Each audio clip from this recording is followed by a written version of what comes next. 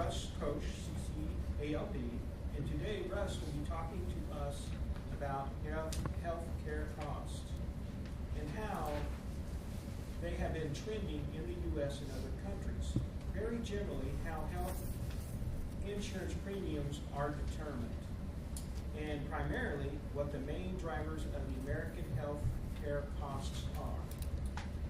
As some of you know, Russ has worked in a few different careers. His primary area of employment was in administrative segment of healthcare. He earned a master's degree in hospital and healthcare administration from Xavier University, then worked in regional, long-range, and program planning, and in market research.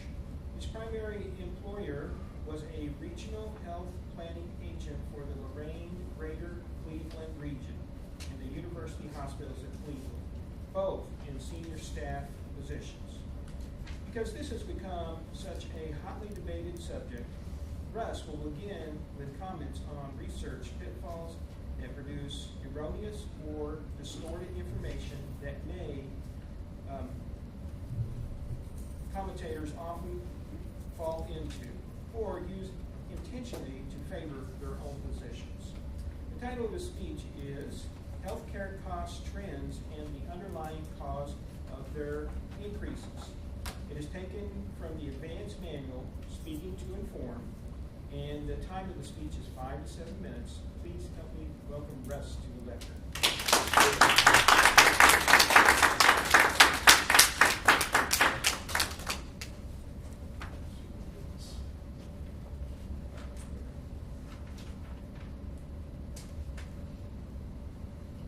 We continue to hear how healthcare costs continue to spiral upwards. You should know, however, that they've gone up at a much faster pace than the past. For those of you who have health insurance benefits, I'd like you to think for a minute about your co-pays and deductibles.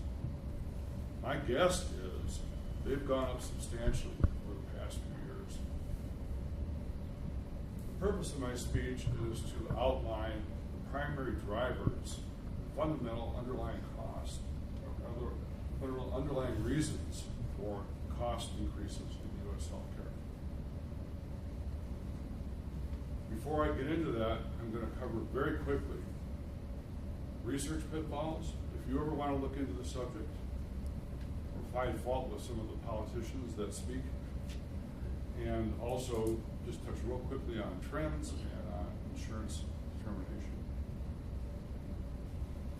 When I was looking up the subject, I kept coming across misinformation.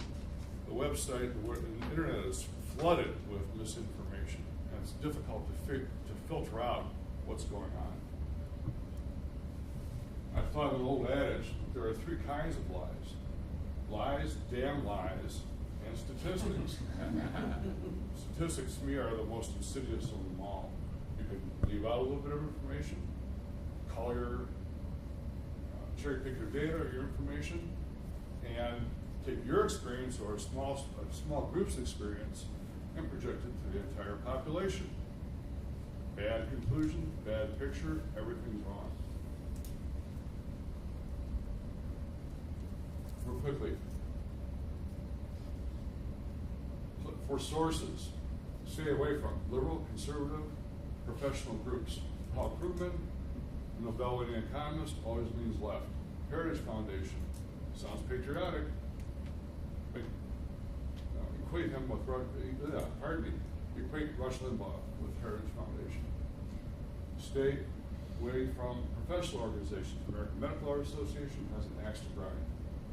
Centrist, stay with centrist. Brookings Institution, large think tank. They're a little bit all over the board, but they tend to be centrist. For international, the Organization of Economic Cooperation and Development, it's a huge independent research think tank in Paris for international.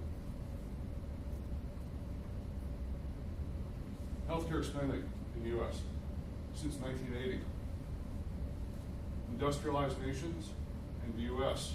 In the last few years, healthcare costs have gone up, but this is a percentage of GDP or output from the U.S., so it's leveled up. Source is OECD data. Euro health statistics. Wages trending upward very slowly. Health insurance premiums, and reflecting your out-of-pocket payments, workers' contribution at the top.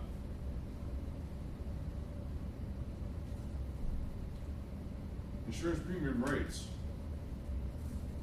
I ran into a woman a few weeks ago who insisted, regardless of what I said, that the federal government set insurance rates. Not so. Federal says federal, private says private. Medicare is approved by Congress with input from the Prospective Payment Commission. Just to put a local face on it, so to speak, J.B. Silver's a nationally renowned finance expert at Case recently was a member of that commission. Private sets private. If you look online for Blue Cross or John Hancock, they all have blue, gold, silver, etc. plans. That's what's posted on the Medicare website, or on the federal website.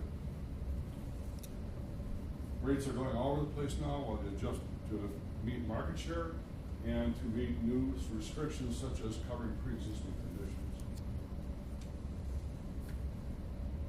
Now, for the underlying drivers. The most commonly cited one is fee-for-service system in the U.S.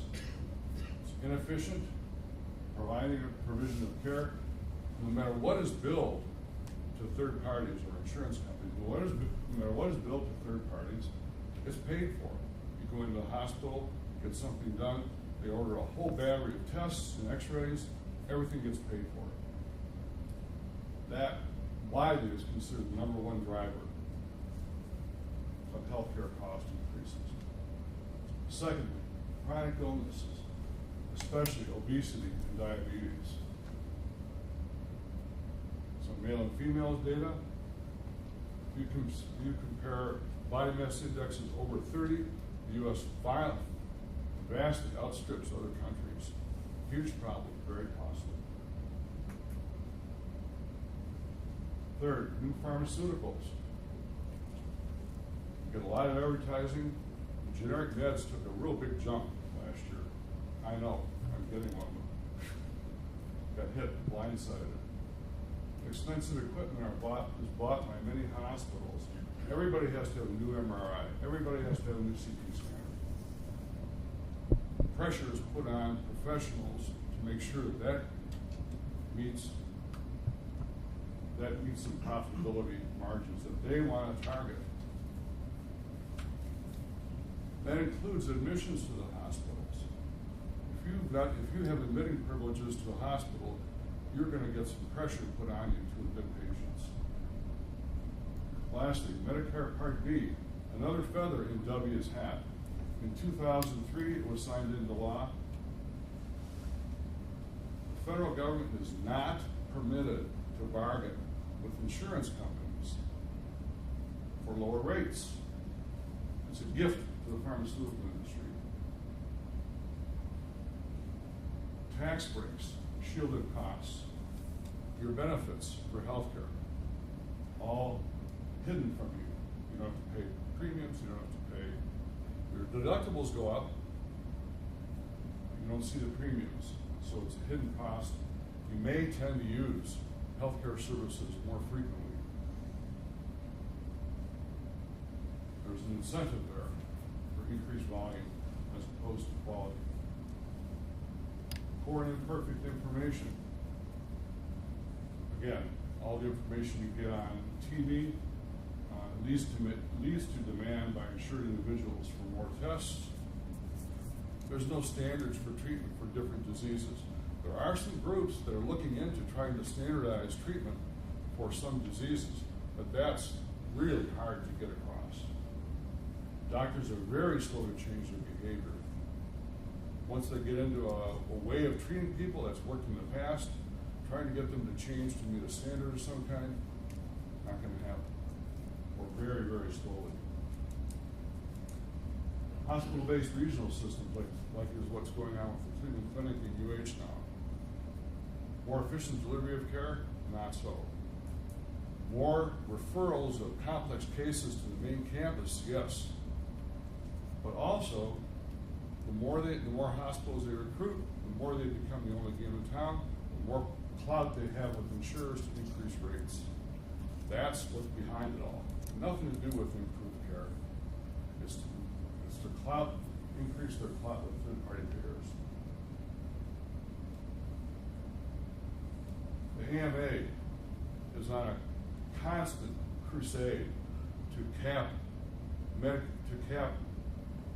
awards for malpractice, tort reform.